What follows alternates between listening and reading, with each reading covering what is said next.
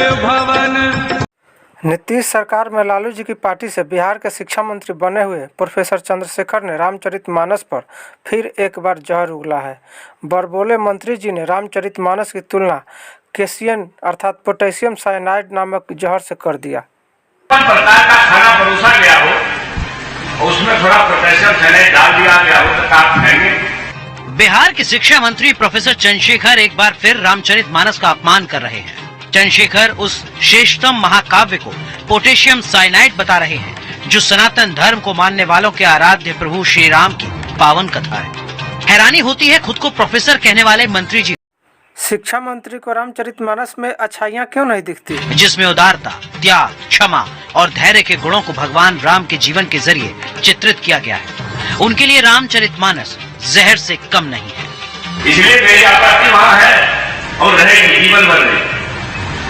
जो potassium cyanide type का कुछ चीज है ग्रंथों के अंदर। मैं अभी भी अपनी बात पर अडिग हूँ कि हम उस राम के भक्त हैं जो सबरी के जूठ बैर खाते हैं, उसके नहीं जो शंभुक के वध करते हैं। हम उस कृष्ण के भक्त हैं जो सुप्पन भगत डोम के यहाँ खाते हैं। भैया रामचरितमानस में बहुत अच्छी बातें भी है, लेकिन जो बात जाति के नाम पर नफरत पैदा करने के लिए कहती है, जो बात जातियों को अपमानित करने के लिए कहती है, उसका विरोध होना चाहिए, देशवासी को करना चाहिए। नहीं तो देश में 90 से 85% लोग को काट करके आप देश नहीं बना सकते हैं। मेरा ये कहना है कि आपके जो भी लोग हैं, परमहंस जी ने हमारे 10 करोड़ रुपया मेरे जी काटने पर फटवा दिए हैं। हमारे पुरखे जी कटवाते रहे हैं, हमारी बहनें स्तन कटवाती रही है, इसलिए हम उस बयान पर अड़ी हैं। माफी मांगने बीजेपी माफी मांगे। उनको माफी मांगना चाहिए। उनको कहिए उत्तरकांड का ये छंद निकाल के पढ़ो और तुम माफी मांगो अगर उस पर हम अड़ी हैं। ये जो ग्रंथ हैं नफरत को बोने वाले, एक युग में मनुस्मृति, दूसरे युग में रामचरितमानस और तीसरे युग में गुरु गोवलकर का बंच ऑफ थॉट, ये दुनिया को नफरत, हमारे देश को, समाज को नफरत में बांटती है।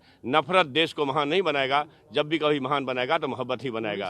हद तो तब हो गई जब मंत्री जी ने हिंदू ग्रंथों की बुराई करने के अलावा मध्य एशिया में इस्लाम को पैदा करने वाले मोहम्मद साहब को शांति का मसीहा बता दिया। मध्य एशिया के इलाके में ईश्वर ने, प्रभु ने, परमात्मा ने एक शानदार महान पुरखा बताने प्रोफेट मुर्दादा पुरुषोत्तम जो भी का दिए प्रोफेट मोहम्मद साहब को पैदा किया। शिक्षा मंत्री के बरबोलेपन पर सांसद चिराग पासवान ने नाराजगी जाहिर की। मेरी समझ के परे कि शिक्षा मंत्री की भूमिका बिहार में शिक्षा के सुधार को लेकर है या छात्रों में बंटवारे को लेकर है। जिस तरीके से शिक्षा मंत्री के बार बार इस तरीके से विवादित बयान आते हैं, पहली बात तो आपको छात्रों की चिंता नहीं। आप एक ऐसे प्रदेश के शिक्षा मंत्री हैं जहां पे सालों साल तक कोर्सेज समाप्त नहीं होते, जहां पे प्राइमरी एजुकेशन बद से बदतर होती जा रही है, जहां पर भवन ही नहीं है बच्चों के बैठने के लिए, बेंचेस ही नहीं है बच्चों के बैठने के लिए। उस पर ध्यान केंद्रित करने के अलावा शिक्षा मंत्री का ध्यान हर चीज पर रहता है। इस तरीके के विवादित बयान देने से कोई भी सामान्य व्यक्ति भी ये बताएगा कि सिर्फ समाज में बंटवारे की भावना उत्पन्न होगी। भाई कई लोग हैं जो आस्था रखते हैं रामचरितमानस पर।